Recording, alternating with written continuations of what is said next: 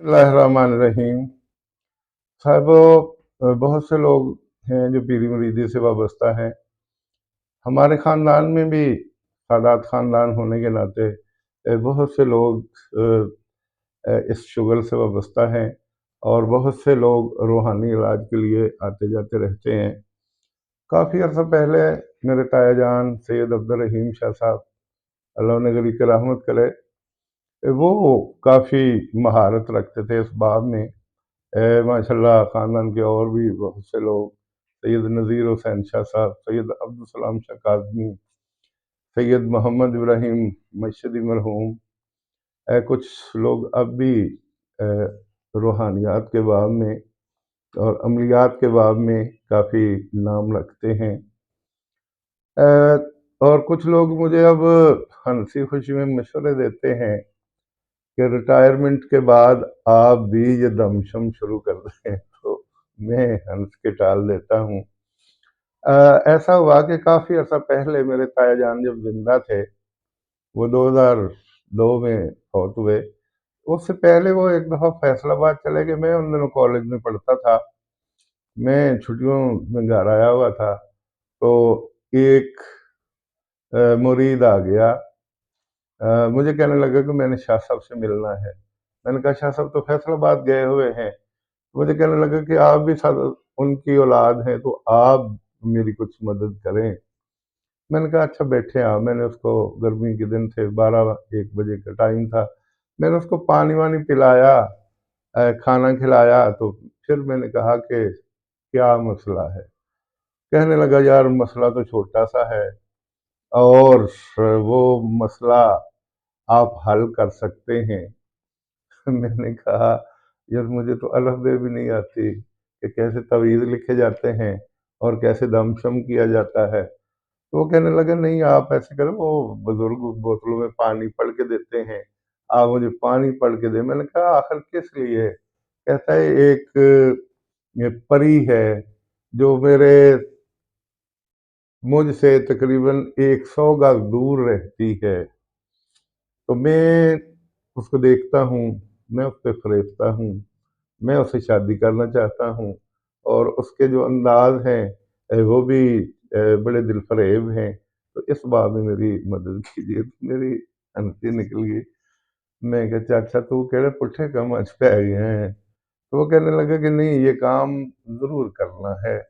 मैंने कहा कि चलो आप अगर कहते हैं तो आराम करें, जब आप जाने लगे तो फिर मैं आपको दम कर दूंगा। तो वह असर के वक्त जब जाने लगा तो मैंने उसको बोतल में पानी लेके वहां बैठ के आध पौन घंटा जो कुछ भी मुझे आता था मैंने पढ़ के दम करके दे दिया कि ये खुद भी पीते रहना और जहां जहां आपको वो दिखाई दे वहां भी छिड़काव कर देना। वो अगली इतवार हुई तो वो फिर आ गया। कहने लगा शाह साहब मुबारक हो, आपका वो जो दम किया हुआ पानी था उसने तो बहुत असर दिखाया।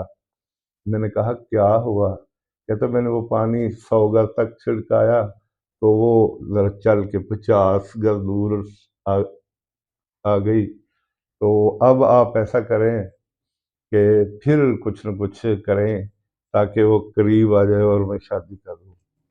तो कहते मैंने उसे बड़ा समझाया कि आप इन चक्करों में ना पड़े। तो वो कहने लगा नहीं जी आप। मैंने फिर उसको खाना खिलाया, फिर वो आराम कर, असर के वक्त फिर मैंने बोतल दम कर दी, वो चला गया। यहाँ जहानिया के एक करीबी गांव का वो रहने वाला था। तो वो अपना चला गया और 15 दिन के बाद फिर आया और बड़े तपाक के साथ मिला। मेरे हाथ पर एक 100 का नोट भी रख दिया। मैंने कहा मैं नहीं लेता। कहता नहीं जी ये आपको लेना पड़ेगा, आपके दम की वजह से तो सारी बहारें आ रही हैं। मैंने कहा क्या बहार है। ये कहता अब फासला सिर्फ 25 गज रह गया है, तो 2-4 दफा आप दम करेंगे तो मसला हल हो जाएगा। अच्छा मैंने फिर उसको खाना खिलाया, वो फिर आराम करता रहा। असर के वक्त जाने लगा तो मैंने एक बोतल और उसको दम करके दे दी।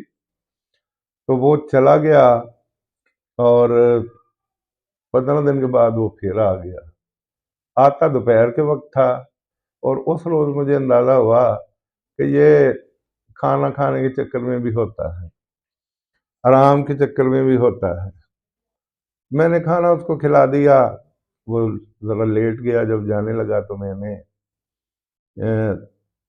اس کی خواہش پر پھر ایک بوتل پانی کی دم کی، کچھ تعویذات لکھے اور اس میں ڈال دیے، اور میں نے کہا کہ یہ اب ایسے کرنا کہ یہاں سے 1 کپ روز پانی نکال لینا، وہ چھڑکاؤ کر دینا یا خود پی لینا، اور ایک تازہ کپ پانی کا اس میں ڈالتے، یہ مہینہ پورا کرنا۔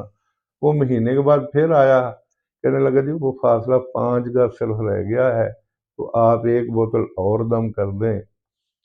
میں پھر اس کے لیے کھانا لے کے آیا، اس نے کھانا کھایا اور وہ سو گیا۔ جاتے ہوئے میں نے پھر اس کو اسی طرح کا ایک تعویذ لکھے، پانی میں ڈالے، دم کیا آدھ پون گھنٹہ اور اس کو دے دیا، اور وہ چلا گیا۔ جب مہینے کے بعد واپس آیا تو کہتا جی فاصلہ 2 گز رہ گیا ہے۔ میں نے کہا خدا دے واسطے، وہ دوپہر دیا روٹیاں پکانیاں بڑی مشکل نے، تو اج تو باہر جڑا نہ چلا جا، وہ جب 2 فٹ کا فاصلہ ہوں آپ ہی طے کر لیں۔ تو ایسے لوگ بھی ہوتے ہیں، پتہ نہیں وہ حقیقت تھی یا کیا مسئلہ تھا، بہرحال میرے تایا جی 2 ماہ آئے نہیں، اور وہ 2 ماہ تک مسلسل آتا رہا کہ میں نے اس کو حاصل کرنا ہے اور میں نے آپ کی مدد لینی ہے۔ تو یہ میرا پہلا اور آخری مرید تھا، جو پتہ نہیں بعد میں پھر کامیاب ہوا یا نہیں ہوا، بہرحال وہ اپنی کوششوں میں لگا رہا۔ مجھے تو کبھی کبھی یوں بھی لگتا تھا جیسے وہ ذہنی طور پہ اپسیٹ ہو، اور اپنے انداز میں وہ بولتا چلا جاتا ہے، اور اس کی سوچ جو ہے وہ اس کے ارد گرد گھومتی رہتی ہے۔ ویسے بہت سے عاملوں کو بھی میں نے دیکھا، روحانی رہنماؤں کو بھی دیکھا کہ ان کے دم میں اثر بھی ہوتا ہے، اور بہت سے لوگ اس سے فوائد بھی حاصل کرتے ہیں۔ تو اس اکلوتے مرید کی کہانی میں نے اس لیے سنائی کہ ہو سکتا ہے کبھی آپ کو بھی ایسے مریدین سے واسطہ پڑا ہو، اور آپ نے بھی ان کے لیے کچھ ایسے پاپڑ بیلے ہوں یا اس نے پاپڑ بیلے ہوں۔ تو اللہ تعالیٰ ایسے مریدین سے ہر ایک کو بچا کے رکھے۔ پاکستان میں توہم پرستی بہت زیادہ ہے، ہم ہر کام ہوتا دیکھتے ہیں تو ہمارے فوراً ذہن میں آتا ہے کہ یہ کسی کی کارستانی ہے، کسی نے تعویذ ڈالے ہیں، کسی نے دم کیا ہے، کسی نے ہماری راہ میں رکاوٹ ڈالی ہے۔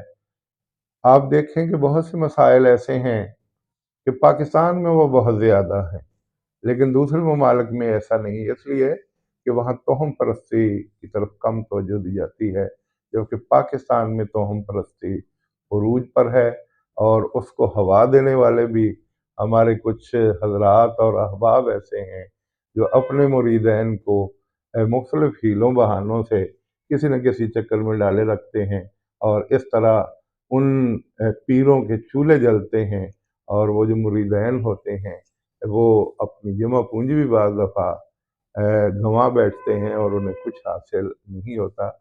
تو صاحبو، یہ کچھ معلومات تھیں جو میں نے آپ کے سامنے پیش کی، اور میں انہی کے ساتھ اپنے گفتگو کو سمیٹ رہا ہوں۔ والسلام۔